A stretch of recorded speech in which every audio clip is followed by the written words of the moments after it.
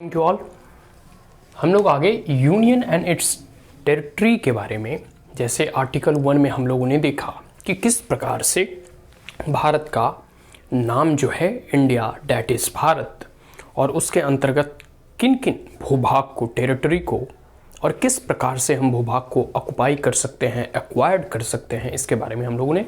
पढ़ लिया। इसमें हम लोग आर्टिकल 2 और आर्टिकल 3 और आर्टिकल 4 पढ़ेंगे। जितने भी यूनियन एंड इट्स टेरिटरी से संबंधित मूलतः 4 आर्टिकल हैं, 4 अनुच्छेद हैं। अनुच्छेद पहला, दूसरा, तीसरा और चौथा। पहले अनुच्छेद के बारे में ऑलरेडी हम लोग पढ़ चुके हैं, फर्स्ट आर्टिकल के बारे में, जिसमें कि यूनियन टेरिटरी और उसके नाम को इंगित करता है, मतलब उससे संबंधित है। आर्टिकल अनुच्छेद दूसरा जो है, आर्टिकल दूसरा, ठीक है, एम्पावर्स पार्लियामेंट, यह पार्लियामेंट को, संसद को एम्पावर करता है। एम्पावर इन द सेंस कि उसे स्ट्रेंथन करता है, उसे शक्ति प्रदान करता है। हमारे जो पार्लियामेंट है, हमारी जो संसद है, हमारी जो विधायिका है, वो जो है इस आर्टिकल के तहत, मतलब अंडर आर्टिकल 2, वो जो है admit into the union of India और एस्टैब्लिश अ न्यू स्टेट। देखिए, मैंने पहले पिछली क्लास में, पिछले वीडियो में हम लोगों ने देखा कि किस प्रकार से भारत कोई भी टेरिटरी, अगर इस भूभाग इसके पास नहीं है तो उसे एक्वायर कर सकती है, चाहे उसे किसी अन्य मित्र राष्ट्र के साथ गिफ्ट में मिला हो, या बाउंड्री शेयर एग्रीमेंट किया हो, या फिर और से बहुत सारे कारण हैं, ठीक है, या फिर हम किसी को ऑक्युपाई करते हैं कन्क्वेस्ट के माध्यम से, ठीक है, जीतते हैं, तो उस माध्यम से हम लैंड को एक्वायर करते हैं, टेरिटरी को हम अधिग्रहित करते हैं। उसी में जो है हम उस टेरिटरी को अधिग्रहित करने का जो है कि एम्पावर्स पार्लियामेंट को अंडर आर्टिकल 2 जो है यह शक्ति प्रदान है कि वो किसी भी एक नए टेरिटरी को भारत के भूभाग में सम्मिलित कर एक नए स्टेट के रूप में उसे, जैसे गोवा को पहले सम्मिलित किया गया तो गोवा को फिर जो है एक स्टेट और राज्य का दर्जा मिला, ठीक है। एडमिशन ऑफ स्टेट्स और establishment of new state that not part of the union of India, जो अभी तक भारत का भूभाग नहीं था। जैसे हम लोगों ने गोवा का उदाहरण दिया, जैसे 1947 के बाद गोवा हो गया, सिक्किम हो गया, ठीक है, तो ये सब भारत के भूभाग नहीं थे, लेकिन उसके बाद इस टेरिटरी को ऑक्युपाई करके, एक्वायर्ड करके भारत का एक स्टेट बनाया गया, मतलब एक राज्य बनाया गया, ठीक है। तो ये एक एक्सटर्नली, मतलब एक एक्सटर्नल बाउंड्री, मतलब जो बाउंड्री दिया हुआ है उससे अधिक हम किसी अगर टेरिटरी को एक्वायर्ड करते हैं तो उसमें हम अनुच्छेद 2 के तहत जो है, आर्टिकल 2 के तहत हम उसे अपने, कह सकते हैं कि इस संविधान और पार्लियामेंट के तहत हम उसे एक नए राज्य की दर्जा दे सकते हैं। अंडर आर्टिकल 3, अब आर्टिकल 3 की बात करते हैं। अनुच्छेद 3 में कहा गया है कि फॉर्मेशन और change in the existing states of the union of India, internal readjustment. कहने का मतलब है, देखिए फॉर एग्जांपल, पहले यूपी था, यूपी, ठीक है, इसे यूनाइटेड प्रोविंस कहा जाता था, अब उत्तर प्रदेश कहा जाता था। तो अभी का जो उत्तराखंड है वह यूपी से निकला है, झारखंड वह बिहार से निकला है, इसी प्रकार छत्तीसगढ़ हो गया, या फिर पंजाब हरियाणा देख लो, ठीक है। तो एक प्रकार से अभी स्टेटों की संख्या जो थी ना, मतलब 1947 के समय जो राज्यों की संख्या थी वो धीरे धीरे बढ़ते गई, अभी 28 आ गया। तेलंगाना जो है आंध्र प्रदेश से निकला। तो इस प्रकार से जो है स्टेट की बाउंड्री है, स्टेट की जो सीमांकन है, उसको चाहे तो पार्लियामेंट अपने हिसाब से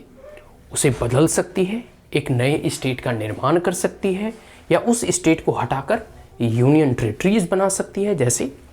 एब्रोगेशन ऑफ आर्टिकल 370 के तहत जो जम्मू कश्मीर को और लद्दाख को यूनियन टेरिटरीज बना दिया गया, पहले वह एक राज्य था, पूर्ण राज्य था। तो एक प्रकार से कह सकते हैं कि ये अधिकार अंडर आर्टिकल 3 मिलता है कि फॉर्मेशन और चेंज और अल्ट्रेशन कह सकते हैं, मतलब उसमें बदलाव, उसकी सीमाओं में बदलाव, परिवर्तन, ठीक है। इंटरनल रीएडजस्टमेंट, जो इंटरनल रीएडजस्टमेंट है उसे इस अनुच्छेद के तहत, अनुच्छेद 3 के तहत पार्लियामेंट को यह शक्ति प्रदान है कि वह इसका रीएडजस्टमेंट कर सकती है of the territories of the union of India. इन दोनों में कंफ्यूज होने की जरूरत है। ये जो है ना एक्सटर्नल मैटर है, मतलब एक्सटर्नली अभी जितना भूभाग है, हम किसी अन्य राष्ट्र से अगर कोई हम जमीन पाते हैं, चाहे लीज पे या फिर फ्रेंडली अगर कोई म्यूचुअल एग्रीमेंट होता है उसके तहत या हम कहीं टेरिटरी को ऑक्युपाई करते हैं, तो ये एक्सटर्नली है जो कि अभी भारत का पार्ट नहीं है। और आर्टिकल 3 कहता है कि जो ऑलरेडी भारत का पार्ट है उसमें हम जो टेरिटरी को हम for administrative purpose, for cultural purpose हम उसे रीऑर्गेनाइज करते हैं, ठीक है, on the basis of linguistic और कह सकते हैं जियोग्राफिकल फैक्टर्स होते हैं, बहुत सारे फैक्टर्स होते हैं स्टेट को बनाने के लिए, एडमिनिस्ट्रेटिव फैक्टर होते हैं। तो इंटरनल रीएडजस्टमेंट के लिए आर्टिकल 3 का उपयोग किया जाएगा। तो आर्टिकल 1 में नाम और उसका टेरिटरी जितने भूभाग हैं उसके बारे में वर्णित है। आर्टिकल 2 पार्लियामेंट को पावर देती है कि नए कोई भी टेरिटरी और भूभाग को हम अपने जो है भारत में मिलाकर उसमें एक नया राज्य बना सकते हैं। आर्टिकल 3 कहता है कि जो भी भूभाग और राज्य है उसमें हम परिवर्तन लाकर इंटरनली हम उसे रीएडजस्ट कर सकते हैं। अब आर्टिकल 4 देखते हैं। 4 अनुच्छेद में कहा गया है आर्टिकल 4 में कि law made for admission of the new state, कोई भी नया स्टेट बनाने के लिए जो अनुच्छेद 3 के तहत कानून वगैरह जो पार्लियामेंट के द्वारा पारित किया जाता है, और जो है कि alteration of area and boundary under article 3, जो भी आर्टिकल 1 के तहत, आर्टिकल 2 के तहत, मतलब आर्टिकल 2 और आर्टिकल 3 के तहत जो भी नियम कानून पार्लियामेंट के द्वारा बनते हैं, ठीक है, not be considered as amendment of the constitution, इसे संविधान का संशोधन नहीं कहा जाएगा,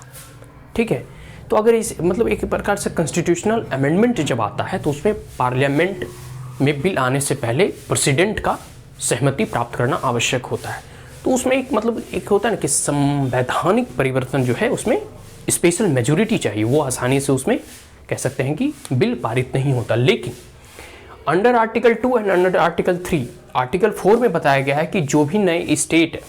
अनुच्छेद 2 के तहत और अनुच्छेद 3 के तहत बनाए जाएंगे वो कोई संवैधानिक परिवर्तन नहीं है, कॉन्स्टिट्यूशनल अमेंडमेंट नहीं है, वो बस जो है कह सकते हैं कि under article 368 passed by simple majority, उसे आप सिंपल मेजोरिटी से पारित कर सकते हैं, ठीक है, not to be considered as amendment of the constitution, ठीक है। तो हम इसे अगर जब कोई अगर कॉन्स्टिट्यूशनल अमेंडमेंट नहीं है तो उसे साधारण सी बात है, कोई सिंपल मेजोरिटी से उसे पास कर दो, कोई एक राज्य का निर्माण हो गया है, या उसकी कोई अगर बाउंड्री की अल्ट्रेशन करती है तब भी हो जाएगा, या फिर कोई हम नए टेरिटरी को अक्वायर करते हैं उसे स्टेट का दर्जा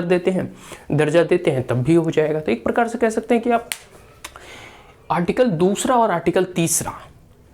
का ही वर्णन आपको आर्टिकल 4 में मिलता है, जो यह बतलाता है कि जो भी हम टेरिटरी को अक्वायर करते हैं, नए स्टेट का दर्जा देते हैं, उसे हम सिंपल मेजोरिटी के तहत उसे हम पार्लियामेंट में पास कर सकते हैं। तो आर्टिकल 1, 2 और 3 और 4 क्लियर हो गया, जिसमें कि हम लोग यूनियन एंड इट्स टेरिटरी मतलब संघ और इसके भूभाग से संबंधित हम लोगों ने पूरे के पूरे कंप्लीट कर लिया। इसके बाद किस प्रकार से पार्लियामेंट के जितने भी पावर्स हैं वो नए स्टेट्स को या पुराने ही स्टेट को अल्टर करती है, उसकी बाउंड्री को, या एक नए स्टेट का उसी से, जैसे पंजाब हरियाणा पहले एक था, हरियाणा निकला, बिहार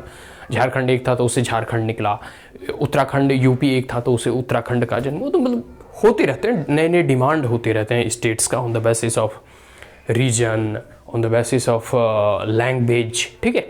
तो और बहुत सारे जो है कमीशन आयोग का भी इसमें गठन हुआ था जब आज़ादी के बाद,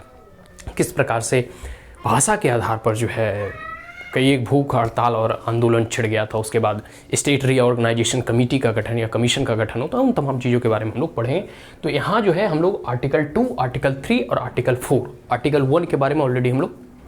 पढ़ चुके हैं। तो that's all, thank you once again, have a great